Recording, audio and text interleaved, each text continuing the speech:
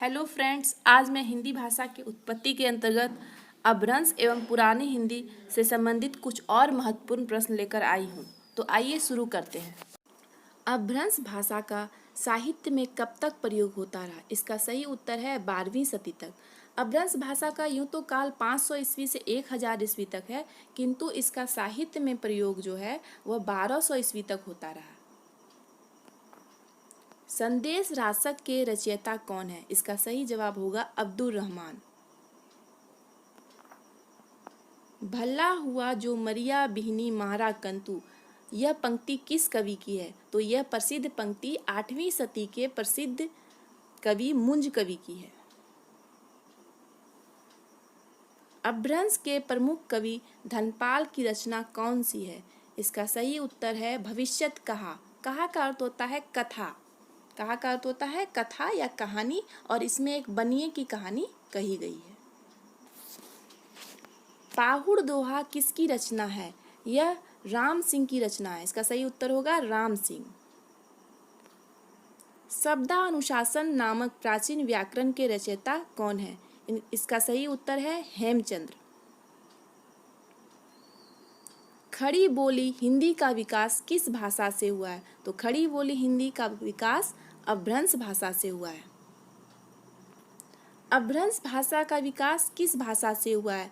हम जानते हैं कि संस्कृत, वैदिक संस्कृत से लौकिक संस्कृत आया, लौकिक संस्कृत से पाली आया, फिर पाली से प्राकृत, प्राकृत से अपभ्रंश। इसलिए इसका सही उत्तर होगा प्राकृत।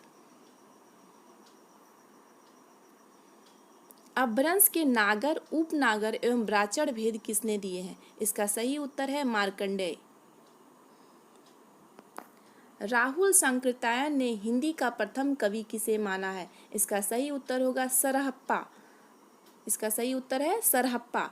सरहप्पा को सरहपाद, राहुल भद्रादि कई नामों से जाना जाता है और दोहा कोश इनकी प्रसिद्ध रचना है।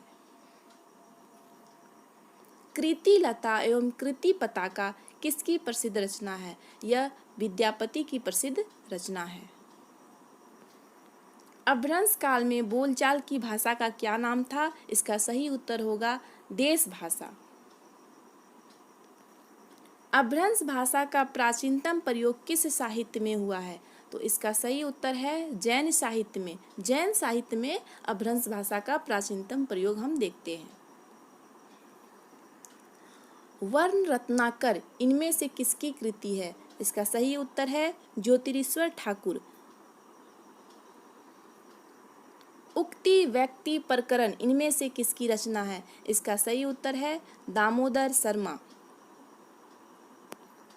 हिंदी में किसी शब्द के मूलतः कितने रूप बनते हैं?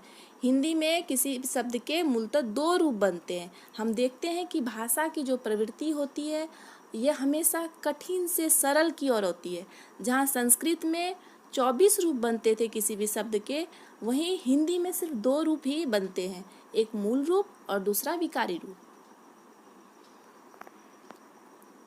कालिदास के नाटक विक्रमोर्वशीय में अधम पात्रों द्वारा किस भाषा का प्रयोग हुआ है? इसका सही उत्तर है अपभ्रंश। संस्कृत के नाटकों में हम देखते हैं कि अधम पात्र द्वारा अपभ्रंश भाषा का प्रयोग किया गया है। आदिकालीन हिंदी में किन 2 नए स्वरों का विकास हुआ? इसका सही उत्तर है अ और औ। अ और औ। पहले जहाँ अपभ्रंश में 8 स्वर थे, वही आदिकालीन हिंदी में 2 नए स्वर और आए, अ और औ। ये संयुक्त स्वर थे। हिंदी ने किस भाषा की सारी प्रवृत्तियों को अपनाया है?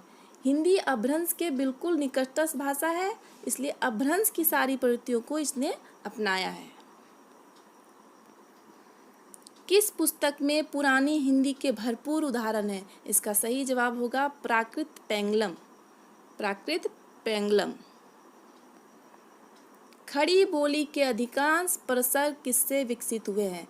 इसका सही उत्तर है अपभ्रंश से विकसित हुए हैं। अपभ्रंश का वाल्मीकि किसे कहा जाता है?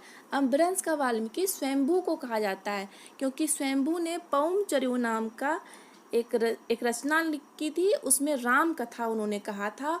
और इस कृति का काव्य सौंदर्य इतना अच्छा है, इतना बढ़िया है कि इनको स्वयंभू का स्वयंभू को अपभ्रंश का वाल्मीकि कहा गया है। महापुराण जसहर चरियु किसकी कृति है? ये दोनों कृतियां जो है पुष्पदंत की है। श्रावकाचार किसकी रचना है? इसका सही उत्तर होगा देवसेन।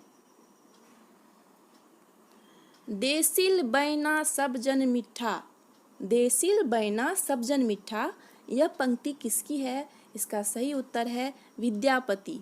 विद्यापति ने कहा देसिल बैना सब जन मिठा, तय तैसन जंपऊ अवहटा, अर्थात देश की भाषा सब लोगों के लिए मीठी है और इसे अवहट कहा जाता है।